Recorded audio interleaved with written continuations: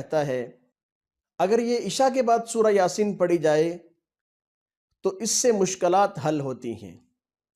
اگر آپ اپنی مرادوں کو پورا کرنا چاہتے ہیں، رزق میں فراوانی چاہتے ہیں، تو فجر کے بعد یا فجر کی نماز سے پہلے اس کا پڑھنے سے خوب فائدہ ہوتا ہے۔ اور دوسرا ہے سورہ یاسین کا ایک بہت ہی مجرب عمل یہ بھی ہے کہ سورہ یاسین کو اگر آپ کوئی مراد چاہتے ہیں، اپنی کسی چیز کو حاصل کرنا چاہتے ہیں، کسی چیز سے آپ پریشان ہیں، تو سورہ یاسین کو آپ اس طریقہ سے پڑھیں کہ شروع میں 3 دفعہ آیت الکرسی پڑھیں، 3 دفعہ 4 کل شریف وہ پڑھیں،